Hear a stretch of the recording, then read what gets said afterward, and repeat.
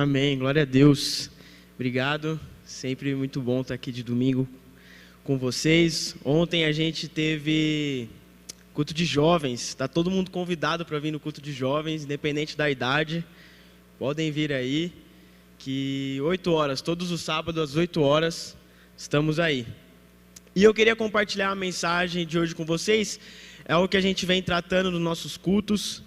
O tema da mensagem é as marcas do servo da igreja. E para começar essa mensagem, eu queria que você abrisse sua Bíblia em 1 Coríntios, capítulo 4. Nós vamos ler do verso 1 até o verso 6.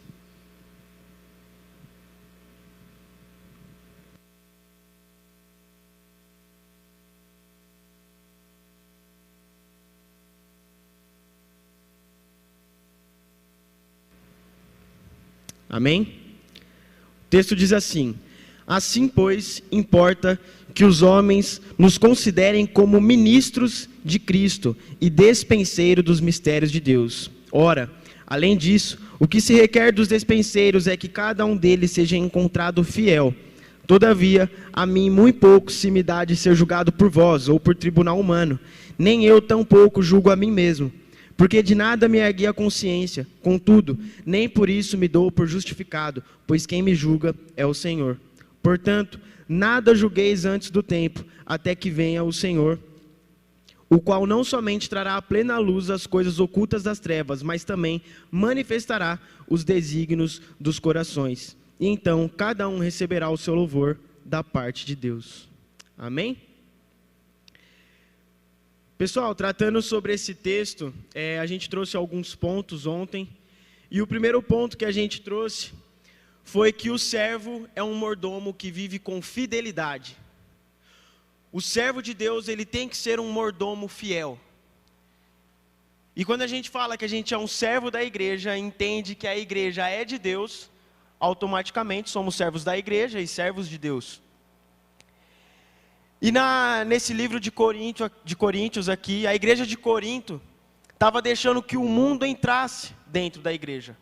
A filosofia do mundo, a sabedoria do mundo estava entrando dentro da igreja, e era isso que conduzia os assuntos internos da igreja.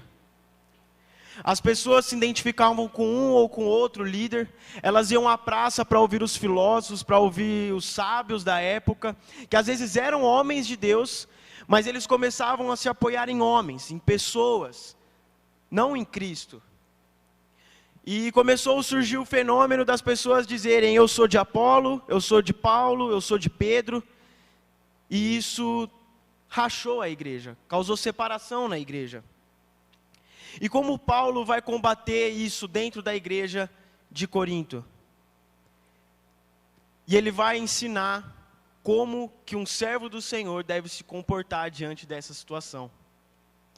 E em primeiro lugar, ele traz o ensinamento que o servo é um escravo sentenciado à morte. No versículo 1, o texto diz: assim, pois, importa que os homens nos considerem como ministros de Cristo. E a palavra ministro aqui na nossa língua portuguesa, ela dá a ideia de uma posição de alto nível na política. Um ministro, alguém de importância, alguém que tem influência. Mas se a gente olhar para o contexto religioso, o que a gente entende como ministro é algum líder de ministério, é alguém que exerce algum cargo de liderança, ou um pastor, alguém que prega, alguém que está à frente, alguém que faz acontecer. Porém, a palavra usada aqui pelo apóstolo Paulo para definir o que é ministro, nos dá uma ideia totalmente diferente disso. A palavra grega usada para ministro aqui nesse texto é uperetes, que significa um remador de galés. E essa palavra era utilizada para a classe mais baixa de servos na época, para a classe mais baixa de escravos na época. E o que a gente tem que entender é que os ministros, os servos, são apenas servos. Eles não têm autoridade procedente deles mesmos. A autoridade vem de Deus. A palavra uperete só aparece aqui em todo o Novo Testamento. E nos grandes navios romanos, existiam as galés, que eram o porão do navio, onde ficavam os remadores que trabalhavam até exaustão, só esperando a morte. Só esperando morrer, debaixo de chicotada, debaixo de castigos, debaixo de punições. Eles tinham os seus pés amarrados com correntes. E eles trabalhavam até exaustão para o capitão do navio chegar ao objetivo dele. Paulo está dizendo para a gente não colocar os nossos holofotes no homem. Porque importa que os homens nos considerem como escravos já sentenciados à morte, que estão trabalhando para o capitão do navio. O servo da igreja é um escravo sentenciado à morte, que deve obedecer às ordens do capitão do navio, que é Jesus Cristo. Porém, a grande dificuldade que o servo da igreja tem hoje é de entender que ele já está sentenciado à morte. E uma vez estava jantando em casa com o pastor Davi Júnior, a gente entrou em um assunto de uma série lá, eu achei muito interessante que ele contou pra gente, que era um exército e tinha um batalhão que estava dentro de um galpão, e eles iam sair dali pronto para a batalha. Estava acontecendo a guerra e o general estava dando as instruções para eles, e eles iam sair lá para guerrear. E o general está lá dentro do galpão, passa as instruções, abre a porta e sai todo mundo, porém fica um soldado lá que estava com medo. O general chega, fala assim, por que você não saiu? Ele falou assim, eu estou com medo, eu não consigo entender como que eles saíram, como que eles foram para a batalha. O general olha para ele e fala assim, se você não entendeu ainda, só consegue sair quem já está morto. Porque ele estava com medo da morte, mas os que saíram já tinham enfrentado a morte antes. Eles já tinham se desprendido de tudo aquilo que era importante para eles nessa terra. Eles tinham família, eles tinham um emprego, eles tinham outra vida lá fora, mas foram chamados para a guerra e ali eles já estavam mortos para obedecer o general. E a gente não consegue morrer para as coisas desse mundo. A gente não consegue entender que um servo de Deus deve morrer para as coisas desse mundo. Por mais que a gente busque construir as coisas, por mais que a gente busque uma vida boa, a gente tem que aprender a se desprender, segurar as coisas com mão leve, porque o que importa é servir ao general, que é Jesus Cristo. Em segundo lugar, o servo é um mordomo que obedece às ordens do seu senhor. Paulo está usando agora uma nova figura, e ele diz que o obreiro, que o servo é um mordomo. O servo é um mordomo que toma conta da casa do seu senhor. Em relação ao dono da casa, o mordomo ele é só mais um escravo. Mas em relação aos outros escravos, o mordomo é um superintendente. É um cara que está acima. É um cara que está cuidando da casa do senhor, é um cara de confiança. Sua função é cuidar dos interesses do seu senhor. Ele cuida da alimentação da casa. Ele presta conta ao seu senhor, não aos seus colegas. Ele presta conta ao cara que está em cima, que está no topo. E quando a gente fala sobre os mistérios de Deus representam aqui a palavra. E o mordomo era a pessoa que cuidava da despensa, da dieta, da alimentação da família. O mordomo ele era um administrador, um dirigente. E a palavra enfatiza que a pessoa recebe uma grande responsabilidade pela qual ele deve prestar conta. E o que isso vai nos ensinar? O primeiro ponto, isso nos ensina que não era a responsabilidade do mordomo prover o alimento da despensa. Essa era uma responsabilidade do dono da casa. A competência do mordomo era pegar a riqueza de alimento que estava na despensa, que nós representamos aqui como a palavra de Deus, e preparar uma refeição saborosa, uma refeição que sustentasse a família e toda a casa.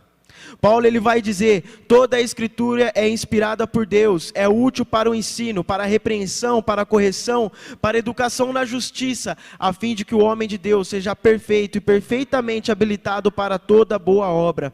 Lendo esse texto, a gente entende que não é conveniente preparar a mesma refeição todos os dias, porque a palavra de Deus é rica. Não era função do mordomo buscar a provisão, ou servir qualquer alimento que não fosse provido pelo seu senhor. A palavra de Deus, ela deve ser ensinada de formas variadas. Paulo diz para ensinarmos todo o conselho de Deus. Em Atos 20, 27, porque jamais deixei de vos anunciar todo o desígnio de Deus.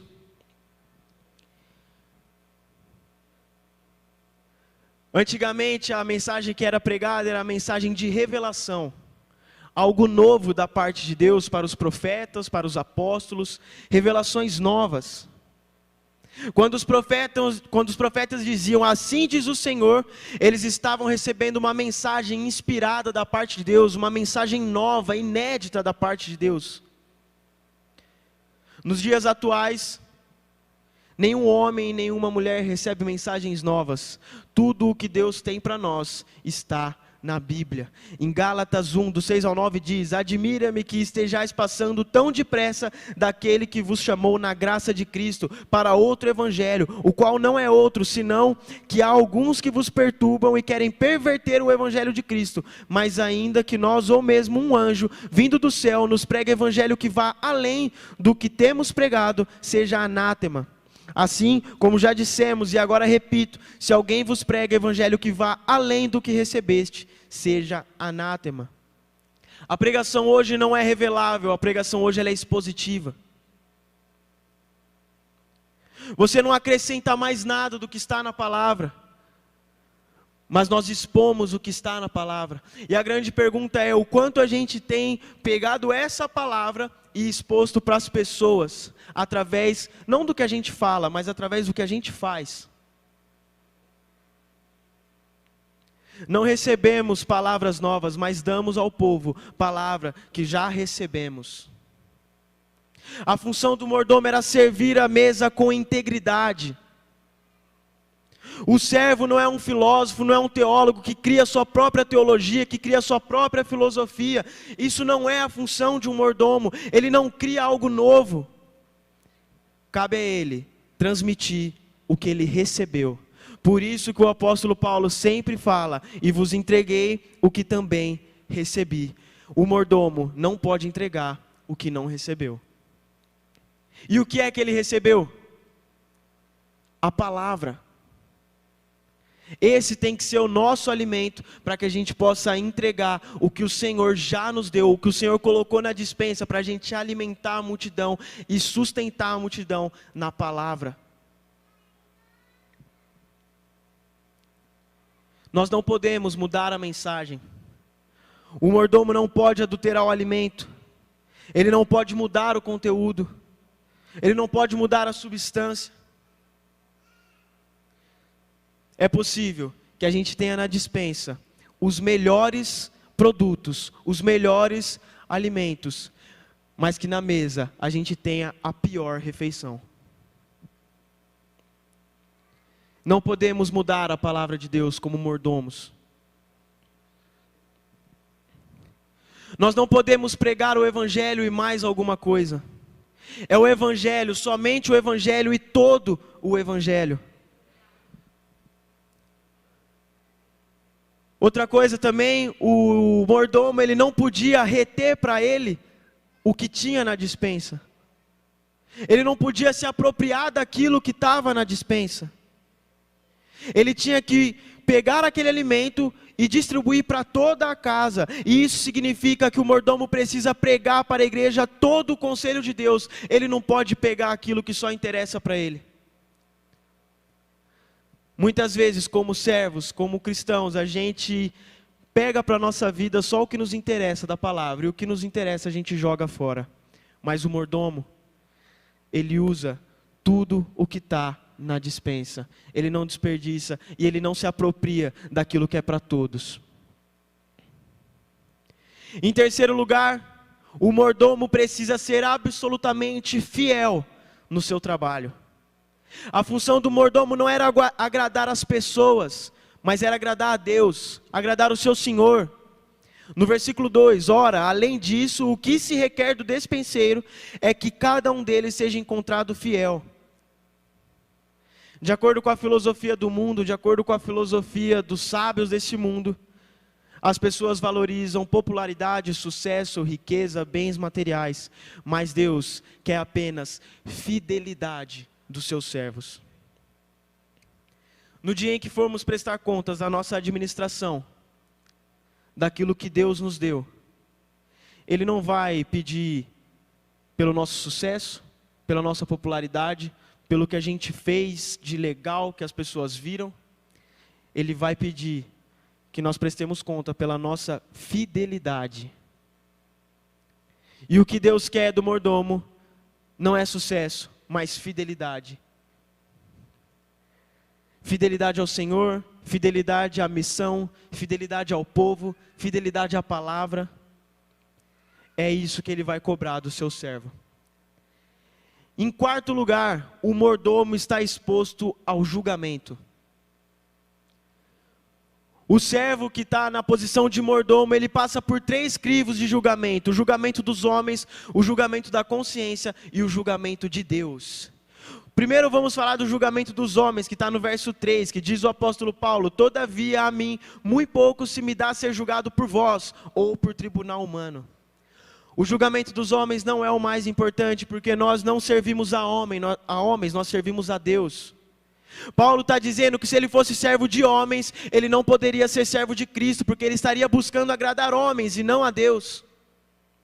Em Gálatas 1:10, porventura procuro eu agora o favor dos homens ou de Deus? Ou procuro agradar a homens? Se agradasse ainda a homens, não seria servo de Cristo. O grande projeto do servo de Deus não é ser popular aos olhos dos homens, mas ser fiel aos olhos de Deus.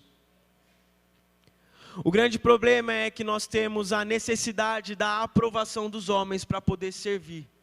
Nós não conseguimos perdoar o nosso passado, achando que os homens não vão nos aprovar por aquilo que já fizemos um dia. A gente não consegue voltar à caminhada cristã, à caminhada debaixo do senhorio de Cristo, com medo do que as pessoas vão falar. Caramba, mas eu já fiz tanta coisa no meu passado, eu já errei tanto. O que as pessoas vão pensar de mim? Será que eu vou ser aprovado na comunidade dos santos? Será que vão me receber? Será que vão me julgar? E com isso nós entramos no julgamento da consciência, porque a pessoa não consegue se perdoar.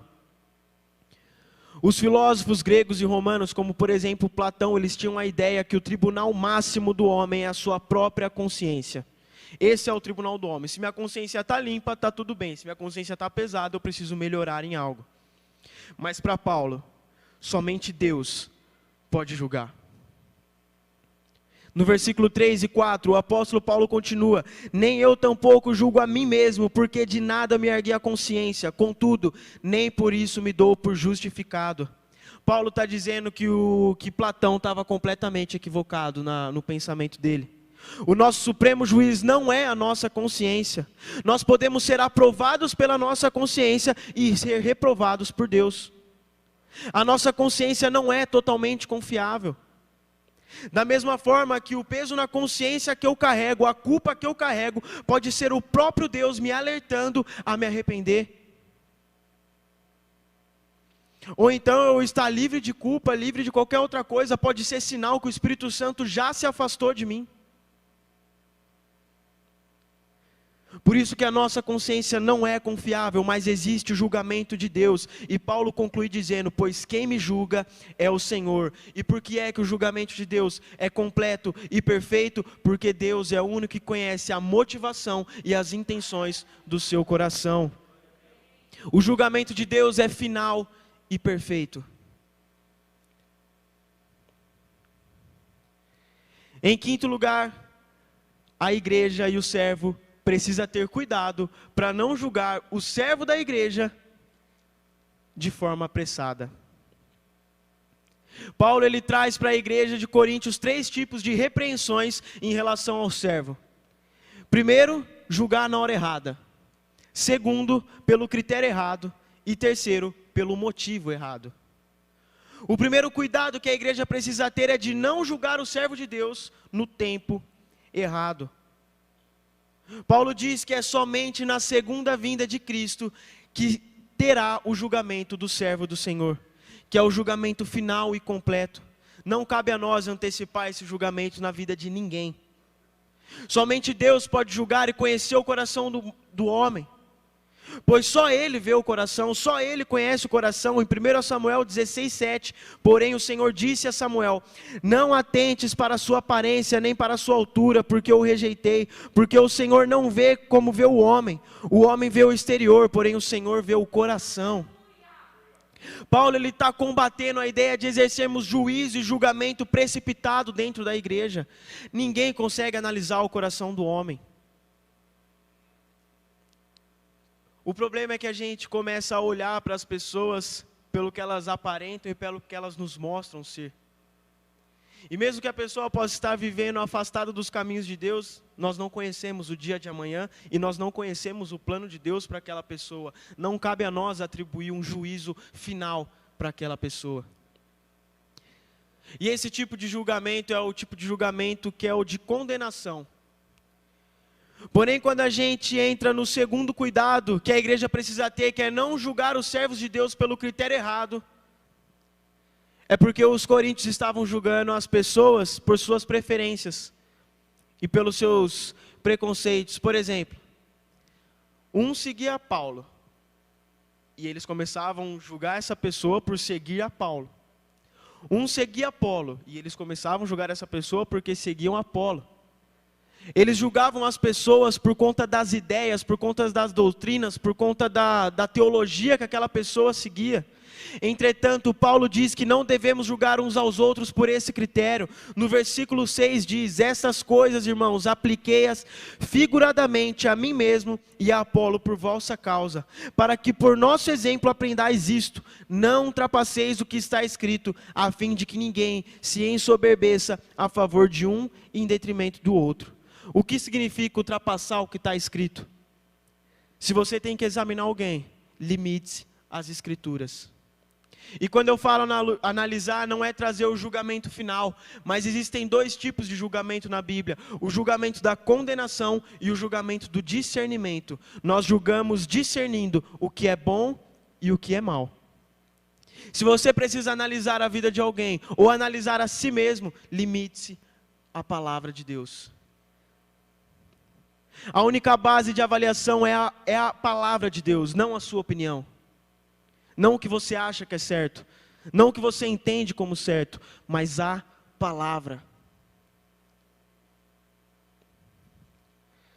O tradicionalismo trouxe isso para dentro da igreja, porque o tradicionalismo faz com que as pessoas criem regras, que na verdade não são regras, são invenções do homem. O terceiro cuidado que a igreja precisa ter é de não julgar os servos de Deus com a motivação errada.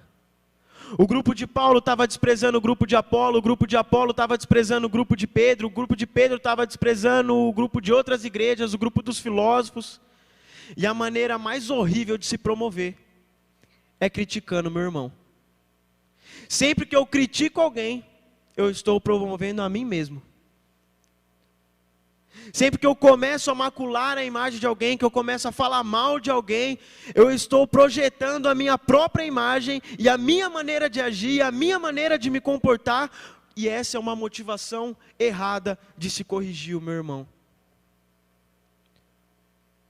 Nós não estamos dentro da igreja como servos para competir uns com os outros. Não estamos disputando quem é mais importante. Essa motivação de querer derrubar alguns, a fim de se erguer ou erguer o outro, é totalmente carnal e mundana e jamais será aprovada por Deus. Não basta apenas ter integridade na doutrina, precisamos ter integridade nos nossos relacionamentos.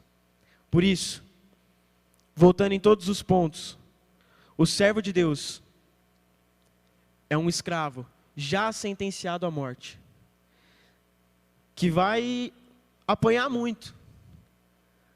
Porque eu postei uma frase esses dias que o espinho ele vem para nos mostrar que nem tudo são flores.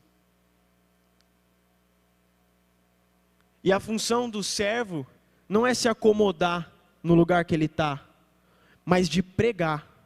A função do mordomo é distribuir o alimento. A função do mordomo é pregar a palavra. O servo não é um fazedor de coisas dentro da igreja, o servo é um pregador da palavra através do seu testemunho, através da sua forma de viver, através da sua forma de agir, através das decisões que ele toma. Eu não preciso ser o mais eloquente, eu não preciso falar bonito, mas eu preciso viver o que eu recebi. E o que é que você tem recebido? Do que você tem se alimentado?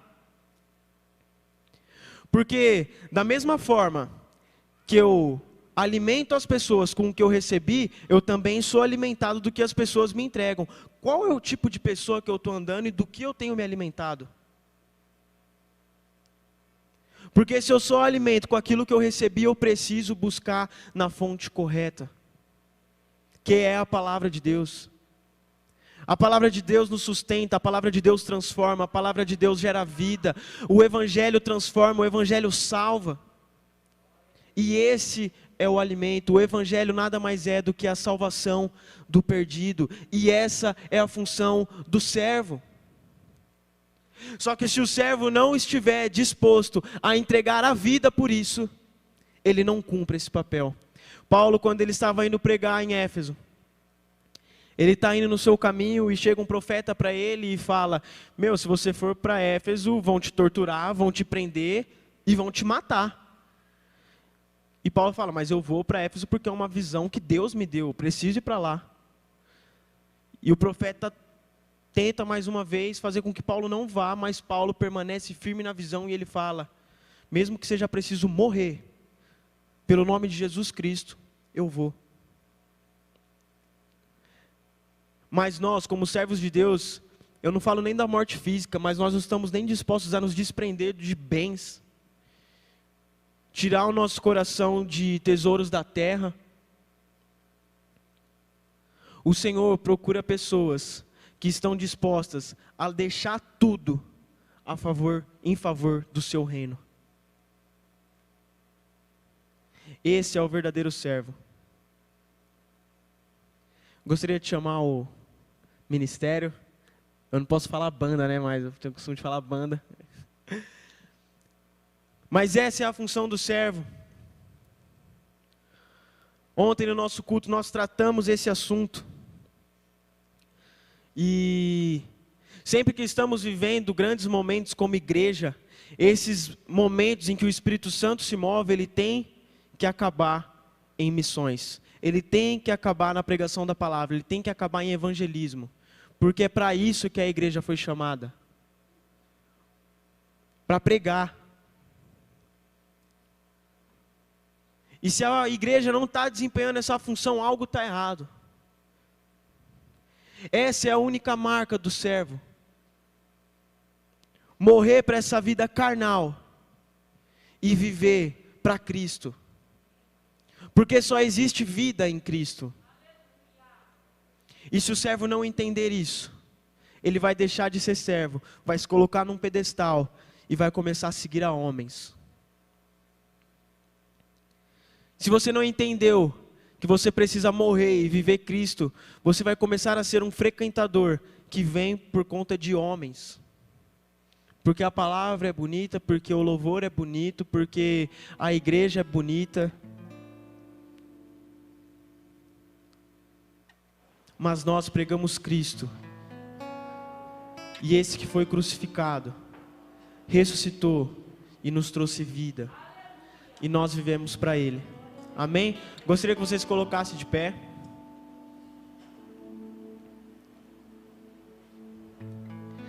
Que nessa oração você possa pedir para Deus te dar um coração de servo. Um coração de pregador da palavra. Não se levantar e pregar e ter uma boa fala, ser eloquente, mas pregar com o seu testemunho, com aquilo que você recebeu. E que você entregue hoje a sua vida na mão de Jesus Cristo, que você possa morrer para essa vida carnal que você teve um dia, e entender que você é um escravo já sentenciado à morte, porque a sua vida agora é Cristo. Só pode ir quem já entendeu que já está morto para as coisas desse mundo. Só pode ir lá fora, pregar, entrar no meio da seara, quem já entendeu que a sua vida não pertence mais a você. Feche seus olhos nesse momento. Senhor Deus, Pai, muito obrigado por essa noite, muito obrigado por essa palavra que o Senhor nos deu, Pai. Obrigado por o Senhor nos ensinar o que é ser um servo, Pai. E que o Senhor possa nos dar hoje, Pai, um coração de servo. Que o Senhor venha nos fazer entender, Pai, que a nossa vida pertence a Ti. E que ela não pertence mais a nós, mas nós servimos ao capitão do navio, nós servimos ao general Jesus Cristo. Que nós possamos entender que somos mordomos, que nós administramos aquilo que recebemos e entregamos às pessoas aquilo que recebemos. E que nós possamos receber a Tua palavra, Pai. Que nós possamos receber ela, que é o nosso alimento, que nos sustenta.